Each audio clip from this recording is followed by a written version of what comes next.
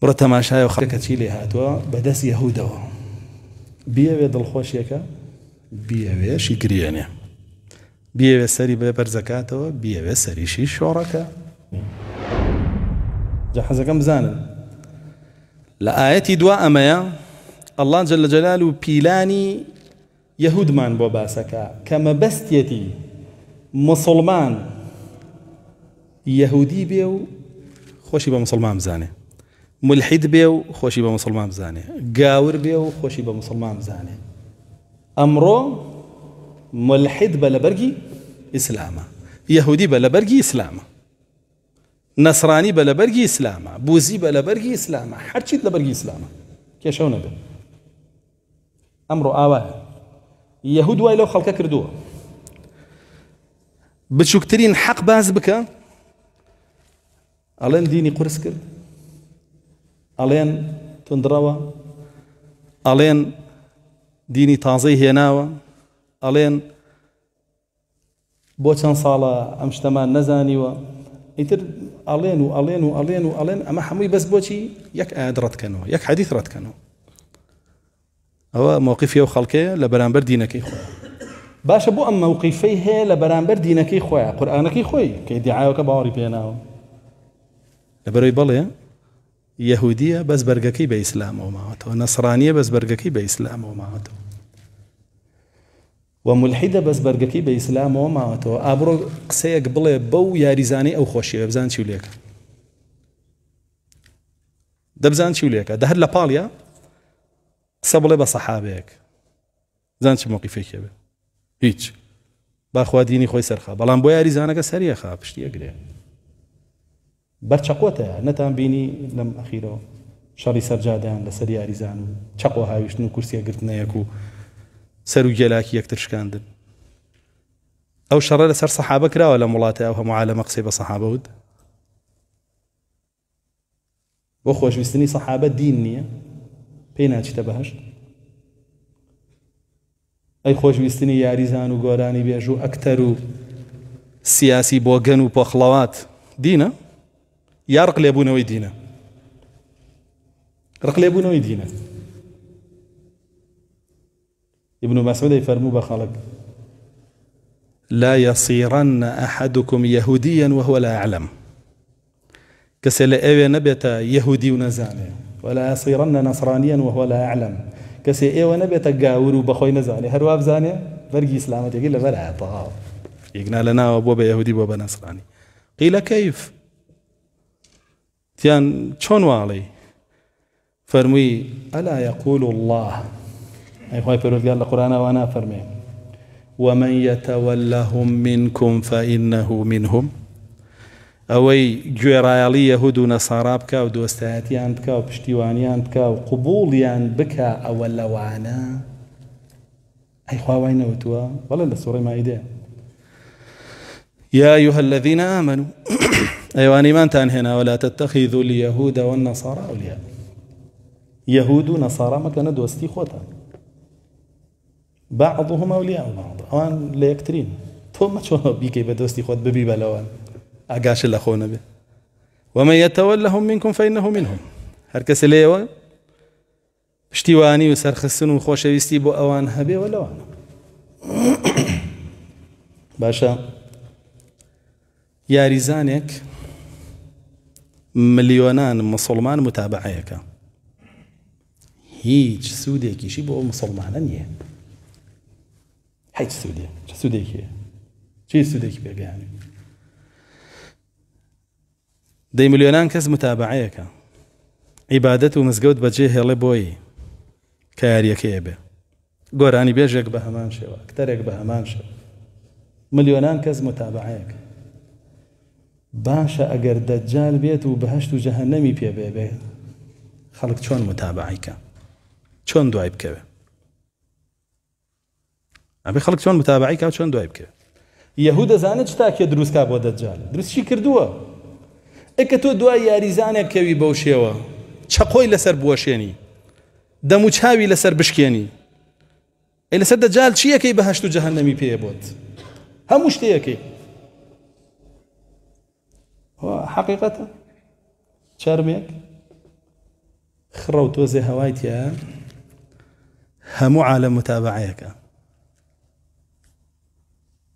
چەرمێکی خڕ تۆزێ هەوای تایە هەموو عالەم لە دەوری هەڵەسوڕێ و متابعەیەکە ئەگەر دەجال بێت و بەهەشت و جەهەنەمی پێچی بارانە بارێنێ بەروبووم لە زەوی دەرەهێنێ ئاڵتوونە بارێنێ بەسەر خەڵکانێ خەڵک چی بۆ بکە خەڵک چۆن دوایکەوێ چۆن متابعیکە گۆرانی بێژێک لە گۆرانیەکەیان مەعسیەت ئەڵێ کوفر ئەڵێ چکە یا گۆرانیە بەسەر ناموسی خەڵکە یا گۆرانیەکەی حرام حەڵالکردن و حرامکردنی تایە تۆش ڕقسی بۆ یەکەیت و بۆی هەڵە بەزیتەوە و مەیمون لەسەر چۆپیە ئەمە تۆ ئاوا دوایەکەوی و ئاوا بۆی کەلەیە بی و شێتە بی ئەبێت دەجال بێت چۆن دوایکەوی بەهشت و جەهەنەمی پێ ئاڵتوونە بەسەر ئابارێنێ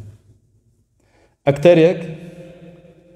کە سیناریۆیەک تەطبیقەکە بۆی نووسراوە سیناریۆ یعنی چی دروستکراوە و درۆ سیناریۆ یعنی ئەوە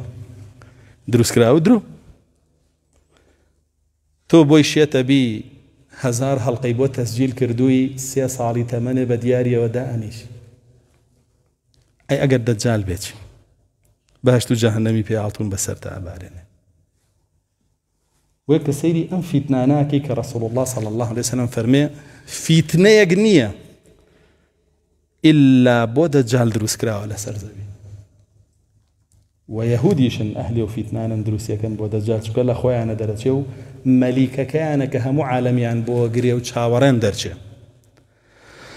يهودا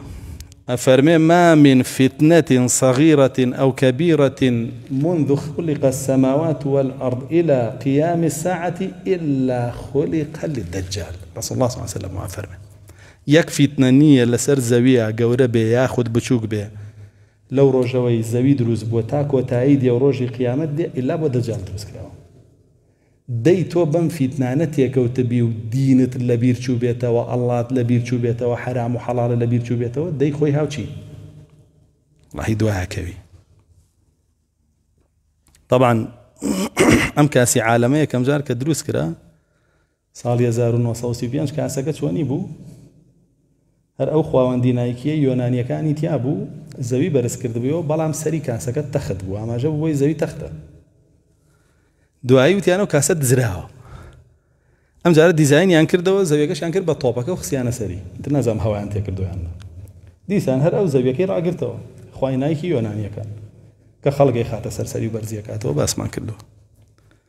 و معلوماتتان ناڵێن ئێمە لەبەرەوەی تا ئەو دەقە باوەڕمان بە زەوی بوو تەخت بێسە باوەڕمان پێ خڕا ئەڵەن کاسەکە دزراوە یەک کاسکە لای خۆیانە دزراوە لە شتی وا چۆنە دزرێتەوە چۆن نادۆزرێتەوە بەم هەموو تەکنەلۆجیا و قەمەر سەناعی و قەمەر درۆ و نازانم بابەتانە وارە دۆزرێتەوە بەم هەموو استیخبارات و نازان خوایانە خۆ زەنگالە نییە ون بێ کاکە چەند کیلۆی ئاڵتوونە جا بۆیە یعنی مەهزەلە بۆ عەقڵی بەشەریەت و هەڵخەڵەتاندنی و شێواندنی بە ئەم تەلبیسە بەم تەلبیسە هەموو 4 ساڵ جارێ تۆمانگێ عیبادەتی تۆ بکە باشە لە عیبادەتی تۆپا خەوف و ڕەجا بۆ کێ سە لە عیبادەتی ئێمەیە خەوف و ڕەجا بۆ ئەڵڵایە ترس و ئومێد هەر بۆ ئەڵڵایە لە عیبادەتی تۆپا بۆ فەریقە ڕەجام وایە بیباتەوە ئەترسم بدۆڕێ ئەوە هەموو خەمەکەیەتی ئەو مانگە یا لە وەرزەیە جوان جوان تامی خەوفی بۆ فەریق کردووە تامی ڕەجای بۆ فەریق کردووە لی بپرسە کە نوێژێک ئەکەی تامی خەوف و ڕەجا بۆ ئەڵڵا ئەکەی نییە نەیکردووە تەحەداکەم بڕۆ بیێنە من قەت کەلیمەی تەحەدام بەکار نێنا نییە هەر نازانێ خەوف چییە نازانێ ڕەجا چییە کە ئیمامی عومەرە فەرمێت دوو باڵن بۆ ئینسانی مسلمان بەواگا بە ئەڵڵا هەروکو چۆن بەو دوو باڵە ئەگەی بە متعەی تیپەکەت بەو دوو باڵە ژەگەی بە تامی ئیمانەکەت بڕە تەماشایە و خەڵکە کە چی لێ هاتووە بەدەست یەهودەوە بیەوێ دڵخۆشیەکە بیەوێشی گرێنێ بیەوێ سەری بێ بەرزەکاتەوە بیەوێ سەریشی شۆڕەکە جایەتەکەی دوا ئەو کە ئێستا باسێکەین ئینشاڵڵا باسی مسلمانانی سەردەمی پێغەمبەرەکە صلی الله علیه وسلم و پێمان ئەڵێ ئەوان لەو پلانەی یەهود ڕزگار بوون و تەواوی فەرمودەکانی پێغەمبەری صلی الله علیه وسلم کە فەرمێ لە آخر زەمانە سەردەمێکدایە ئەوە ڕوایە هەمووی بەهۆی ئەوەیە ئەوان لەو پلانانەی یەهود تێنەگەشتون تێیەکەون